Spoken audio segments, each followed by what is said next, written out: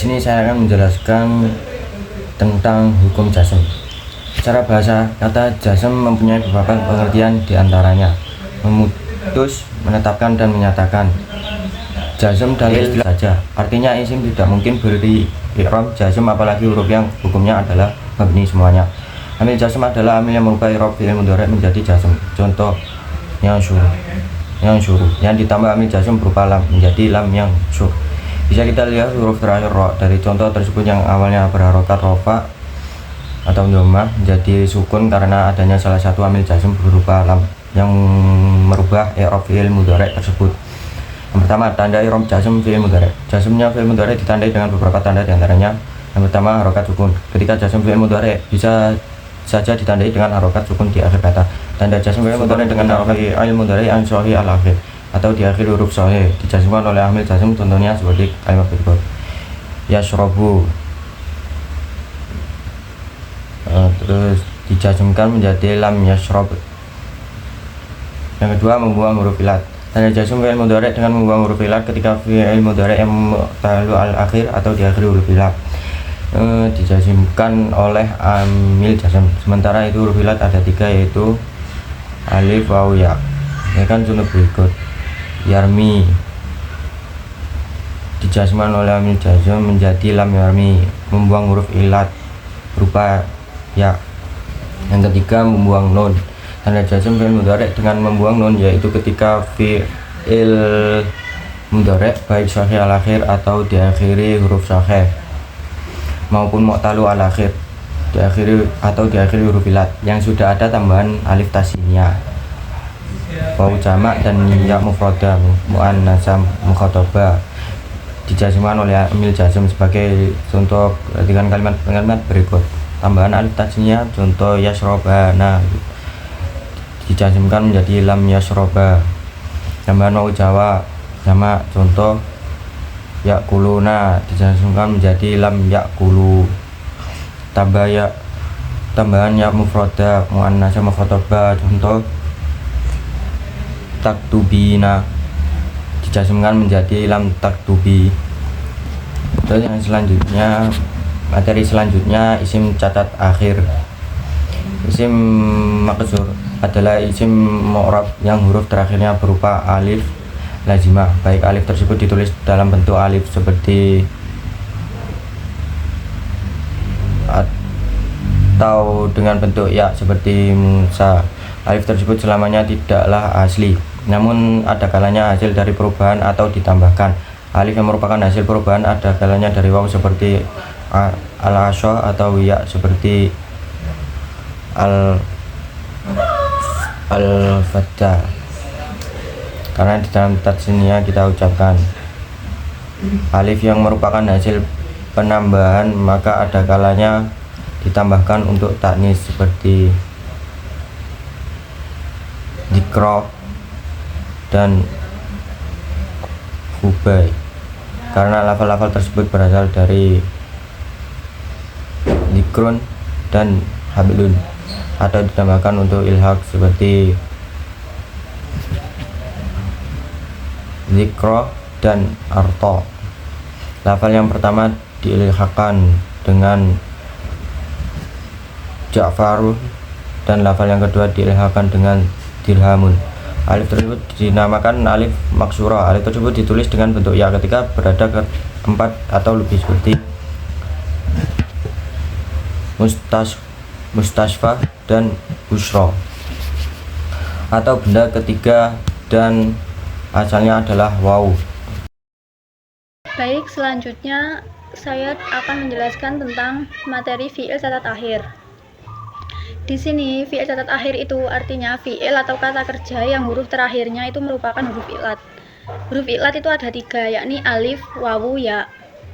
Huruf-huruf ini termasuk huruf lemah dan mengalami perubahan bentuk tergantung pada keadaan i'rabnya, khususnya ketika berada dalam keadaan nasab atau jazm. Dalam kondisi nasab, fi'il mudhari ini didahului oleh huruf nasab seperti an atau lan dan lainnya akan masuk ke kondisi nasab. Pengaruh terhadap fi'il catat akhir ini, huruf ilat itu tetap ada, tetapi tanda nasabnya itu berubah, fathah muncul sebelum huruf ilat. Untuk fi'il mut'alliya seperti yasgi itu huruf yang dapat dihapus dalam struktur tulisan tetapi tetap terdengar saat dibaca. Contohnya seperti lan yad'u. Jika dalam kondisi nasab menjadi yad'u yang artinya ia berdoa. Yang selanjutnya dalam kondisi jazm. Fi'il mudhari yang didahului oleh huruf jazm seperti lam, terus lainnya itu akan masuk ke kondisi jazm. Apa pengaruh terhadap fi'il catat akhir ini? Seperti contohnya huruf ilat di akhir dihapus sebagai tanda jazm. Ini disebut harf al-ilah atau penghapusan huruf lemah. Untuk fi'il mut'alliya setelah penghapusan huruf ya, fi'il diakhiri dengan kasroh atau sukun tergantung pada susunan harokat sebelumnya. Nah, di sini saya ada contoh dalam kondisi jazm. Contohnya seperti yad'u, jika dijazmkan itu menjadi lam yad'u gitu. Perubahan ini itu menunjukkan bahwa huruf ilat itu memiliki kedudukan gramatika yang lemah sehingga dapat dibuang atau diubah untuk menyesuaikan tanda i'rab. Untuk materi yang keempat, yaitu tentang tawabi atau diartikan juga sebagai pengikut dalam bahasa Arab. Tawabi ini adalah kelompok kata dalam bahasa Arab yang tanda i'rabnya itu tidak mutlak, dan tawabi itu mengikuti kata. Jadi tidak seperti pada fa'il, mubtada, khobar, dan juga maf'ul bih yang tanda i'rabnya itu tetap. Pada fa'il, mubtada, dan khobar itu kan i'rabnya tetap marfu atau dhammah. Nah, pada maf'ul bih itu i'rabnya mansub atau fathah. Nah, pada tawabi ini dia itu i'rabnya tidak tetap. Jadi dia berubah-ubah i'rabnya atau tanda bacanya. Dalam bahasa Arab ada 4 jenis tawabi. Yang pertama ada tawabi na'at, di mana na'at ini mensifati suatu kata. Kemudian yang kedua ada atof, ini merupakan kata sambung. Kemudian yang ketiga ada taukid, yang dimana pada tawabi taukid ini dia adalah tawabi penekanan. Kemudian yang keempat adalah tawabi badal atau tawabi yang berfungsi sebagai pengganti. Untuk yang pertama adalah tawabi na'at. Nah, di sini na'at itu berfungsi untuk memberikan keterangan sifat atau kata sifat pada suatu kata. Nah, pada tawabi na'at ini kita sering mengenal 2 jenis kata. Yang pertama ada na'at dan yang kedua ada man'ut. Di mana na'at itu adalah sifatnya, kemudian man'ut itu adalah yang disifati, atau biasa disebut juga dengan yang na'at itu sifat, yang man'ut itu mausuf. Contohnya Zaidun tawilun. Pada kata Zaidun tawilun, Zaid itu berfungsi sebagai na'at, kemudian tawilun atau tinggi itu merupakan man'utnya atau kata sifatnya. Kemudian pada kaidah-kaidah na'at man'ut ini ada beberapa syarat yang harus dipenuhi. Yang pertama, na'at dan man'ut itu harus sama jenisnya. Jika na'atnya itu berupa isim nakiroh, maka man'utnya itu juga harus berupa isim nakiroh. Kemudian jika na'atnya itu berupa isim ma'rifah, maka man'utnya itu harus berupa isim ma'rifah juga. Kemudian syarat yang kedua itu sama jumlahnya. Jika na'atnya itu mufrad atau tunggal, maka man'utnya itu juga harus mufrad atau tunggal. Begitu juga ketika na'atnya musanna atau jamak, maka man'utnya itu juga harus musanna atau jamak. Kemudian syarat yang ketiga itu adalah sama dari sisi ma'rifah dan nakirohnya. Nah, ini sama dengan syarat yang pertama tadi. Ketika na'atnya itu berupa isim ma'rifah, maka man'utnya itu juga harus berupa isim ma'rifah. Begitu pula ketika na'atnya itu berupa isim nakiroh, maka man'utnya itu juga harus berupa isim nakiroh. Kemudian yang keempat itu harus sama dari sisi i'rabnya. Jadi ketika na'atnya itu berupa mansub, maka man'utnya itu harus berupa mansub juga atau fathah. Ketika na'atnya berupa jar, maka man'utnya juga harus berupa jar. Contohnya ada pada kata al-muslimu mu'minu shaim, yang artinya seorang muslim yang beriman itu berpuasa. Pada kata ini al-muslimu itu berarti seorang muslim, yang dimana ini merupakan jumlah mufrad atau tunggal. Kemudian al-mu'minu itu juga berupa isim mufrad atau tunggal yang berarti orang mukmin. Kemudian contoh yang kedua ada pada kata al-muslimani al-mu'minani shaimani. Nah, pada kata ini itu na'at dan man'utnya itu berupa isim musanna atau jamak yang berarti subjeknya itu 2 orang. Kemudian contohnya ada hadza rajulun tawilun. Pada kata ini ada kata hadza yang berarti laki-laki ini. Pada kata ini ada kata hadza rajulun yang berarti ini adalah laki-laki tawilun tinggi. Nah, pada kalimat ini na'at dan man'utnya itu menggunakan isim ma'rifah. Kemudian tawabi yang kedua adalah tawabi badal atau pengganti. Nah, kalau pada tawabi badal ini kita mengenal ada dua jenis struktur. Yang pertama ada badal yang berupa pengganti, kemudian yang kedua ada mubaddil atau kata yang diganti. Contohnya ja'a al-mudarrisu Ahmad yang artinya telah datang Pak Guru yang bernama Ahmad. Nah, pada kata ini Ahmad itu berkedudukan sebagai badal atau pengganti dari kata al-mudarrisu. Jadi kalau diartikan itu kan tadi ja'a al-mudarrisu Ahmad artinya telah datang Pak Guru yang bernama Ahmad. Nah, ketika Ahmad ini berkedudukan sebagai badal, maka ketika kita menyebutkan ja'a al-mudarrisu telah datang Pak Guru, nah Pak Gurunya ini namanya siapa? Ahmad. Namanya Ahmad. Jadi nama Ahmad itu adalah pengganti atau badal dari kata al-mudarrisu. Untuk badal ini sendiri itu terdiri dari 4 macam badal. Yang pertama ada kullu min kullin yang artinya badalnya itu setara dengan mubdalnya. Jadi kata penggantinya itu setara dengan kata yang diganti. Kemudian jenis badal yang kedua itu adalah ba'du min kulli atau badal yang sifatnya itu badalnya bagian dari badal minhu. Kemudian yang ketiga ada badal istimal. Kemudian yang keempat ada badal ghalab. Contoh dari badal kulli min kulli itu ada pada kalimat ja'a al-ustadzu Ahmad yang tadi. Jadi ustadz itu contohnya pada kalimat ja'a al-ustadzu Hamid. Nah, pada kalimat ini itu kan berarti Ustadz Hamid telah datang. Nah, kedudukan badal dan mubdalnya itu diartikan Ustadz itu kan bernama Hamid. Nah, Hamid ini adalah Ustadz. Jadi kedudukan antara badal atau kata pengganti dan juga mubdal itu sama atau setara. Kemudian contoh badal yang kedua tadi adalah badal ba'du min kulli yang berarti badalnya ini adalah sebagian kecil dari badal atau sebagian dari badal. Contohnya pada kalimat akaltu roghifa sulusah yang berarti aku makan roti sepertiganya. Pada kalimat ini ar-roghisa itu berkedudukan sebagai mubdal, kemudian sulusah itu berkedudukan sebagai badal.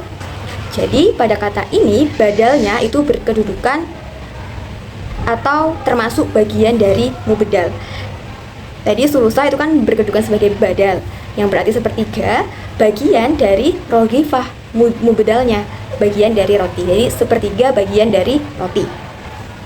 Kemudian contoh badal yang ketiga itu adalah badal istimal yang artinya badalnya itu adalah sesuatu yang terdapat dalam mubdal. Contohnya nafa'ani zaidun ilmuhu.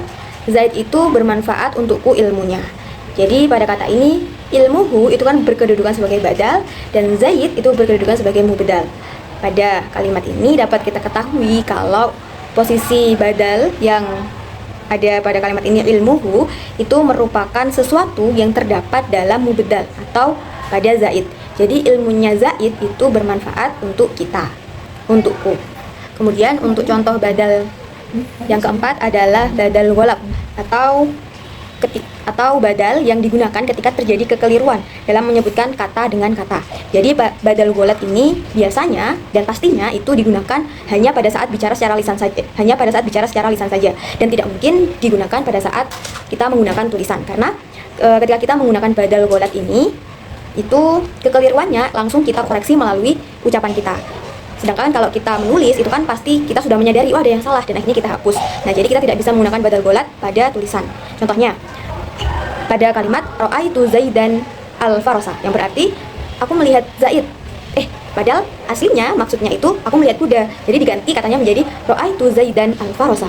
Aku melihat Zaid. Bukan Zaid, tapi aku melihat kuda. Jadi langsung dikoreksi menggunakan lisan kita. Oleh karenanya badal ghalab ini tidak dapat kita gunakan pada tulisan. Atau badal selanjutnya itu adalah badal atof atau kata sambung. Yang dimana pada strukturnya itu terdapat atof atau sambungan, kemudian ada maktuf atau kata yang disambung. Contohnya pada kalimat qoma Zaidun wa Ahmad. Pada kata ini huruf atofnya itu ada pada kata wa yang berarti dan, kemudian maktufnya itu ada pada kata Ahmad dan maktuf alaihnya itu ada pada kata Zaidun. Untuk huruf atof sendiri itu terdiri dari 10 yang dapat dilihat pada tabel. Kemudian badal selanjutnya adalah badal taukid atau penegas. Taukid di sini itu berarti kata atau isim yang selalu mengikuti muakatnya, baik berupa i'rab, nasab maupun rofa, nasab maupun jar. Dan takyinnya baik yang berupa ma'rifah ataupun nakirah. Taukid ini dibagi menjadi taukid lafzi dan juga taukid maknawi. Yang pertama ada taukid lafzi, itu adalah mengulangi lafaz dengan lafaznya sendiri atau dengan persamaannya untuk mencegah lengahnya orang mendengarkan. Contohnya Halimah masrurah, yang berarti Halimah benar-benar gembira. Jadi pengulangan kata Halimah di sini itu berfungsi sebagai taukid atau penegas. Kemudian contoh yang kedua, yaghdabu Salman, yang berarti Salman benar-benar marah. Pengulangan kata yaghdabu atau marah di sini untuk menekankan jika Salman itu benar-benar sangat marah. Oleh karenanya yaghdabu di sini berkedudukan sebagai taukid atau penegas. Kemudian contoh yang kedua itu adalah taukid maknawi, yang berarti di sini taukidnya itu berupa isim yang selalu mengikuti muakatnya untuk menghilangkan keraguan dengan menggunakan kata-kata tertentu seperti nafsun yang berarti diri kita sendiri, kemudian ainin yang berarti dirinya, kullu dan juga ajma. Contohnya tusafiru Fatimah nafsuha ila kharijil bilad, yang berarti Fatimah bepergian dirinya sendiri ke luar negeri.